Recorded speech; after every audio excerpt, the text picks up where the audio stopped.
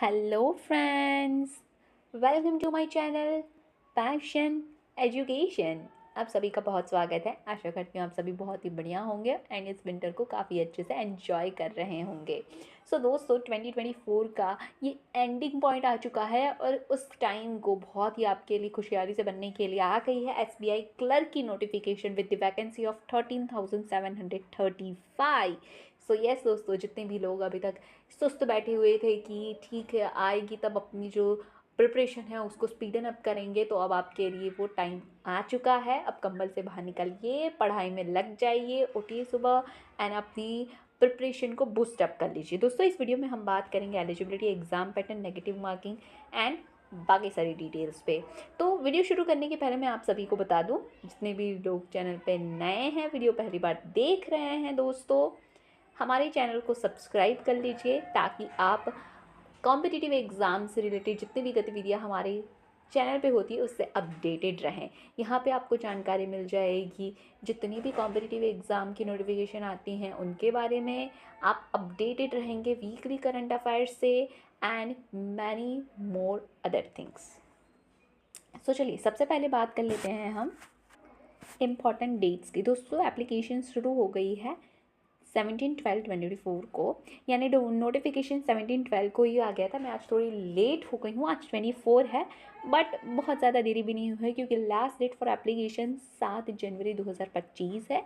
Payment fees की भी 7 जनवरी 2025 है।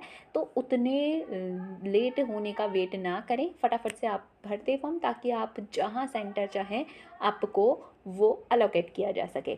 SBI क्लर्क फेज़ 1 के एग्ज़ाम की टेंटेटिव डेट्स फरवरी 2025 में हो सकती है एंड फेज़ 2 की मार्च और अप्रैल।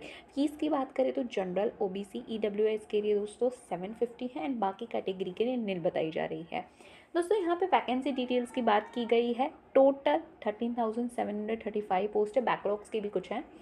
अनरिजर्व के लिए 5,870 है, जबकि EWS के लिए 1,361, OBC के लिए 3,001 है, SC के लिए 2,118, ST के लिए 1,385।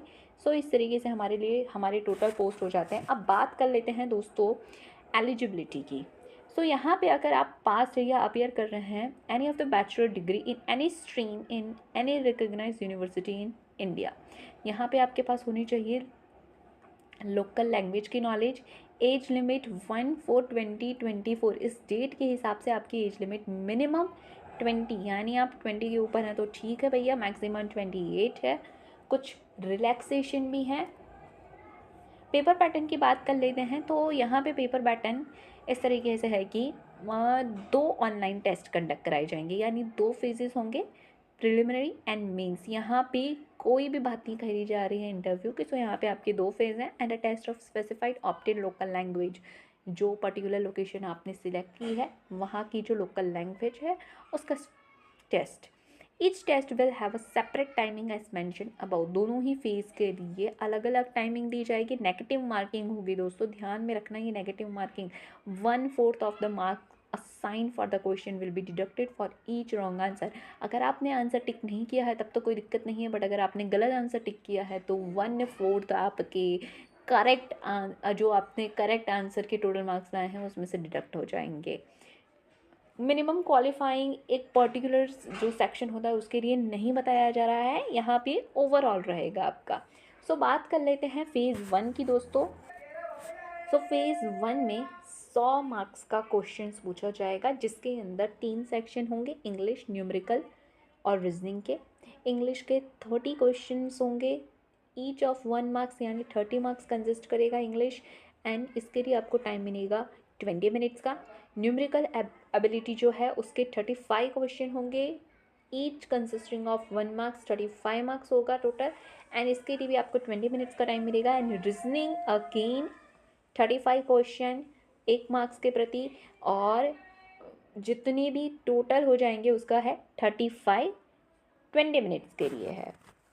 सो यानी दोस्तों आपको 100 क्वेश्चन सॉल्व करने हैं 60 मिनट्स के अंदर, 1 घंटे के अंदर 100 क्वेश्चन फेज़ 1 में बताया गया है। फेज़ 2 की बात की जा रही है यहाँ पे। फेज़ 2 के अंदर आपको 4 सेक्शन देखने को मिलेंगे दोस्तों एंड वो 4 सेक्शन में यहाँ पे जनरल इंग्लिश है, क्वांटिटेटिव एप्टीट्यूड है, reasoning ability and computer aptitude है, जनरल और फाइनेंशियल अवेयरनेस है। तो दोस्तों ये ज़रा सही फॉर्मेट में सही नहीं था, सही नहीं था फॉर्मेट में, तो ठीक किया है मैंने, सॉरी फॉर दैट। सो यहाँ पे जो फेज़ 2 है उसके अंदर आपके जो सेक्शन होंगे वो है general English, secondly quantitative aptitude, third reasoning ability and computer aptitude, and fourth है general and financial awareness.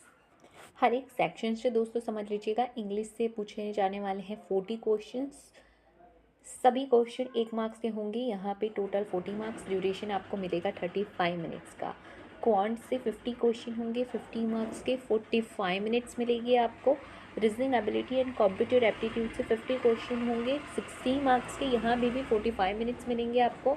And lastly general और फाइनेंशियल अवेयरनेस के 50 क्वेश्चन होंगे, 15 मार्क्स के, इसके लिए भी आपको मिलेंगे 35 मिनट्स। सो दोस्तों नंबर ऑफ क्वेश्चन टोटल 190 है, इनके टोटल मार्क्स 200 हैं, एंड आपको जो कुल टाइम मिलने वाला है वो 2 आवर्स 40 मिनट्स का है। तो दोस्तों तैयारी में लग जाइए, टाइम आ गया है क्या बहुत ही ज़्यादा। जो आपने अगर SBI क्लर्क आपका टारगेट रहा था, आपने तैयारी अपनी धीरे धीरे स्लो स्पीड कर दी थी, तो अब उसको एकदम बूस्टअप करने का, अपनी तैयारी को स्पीड अप करने का टाइम आ चुका है।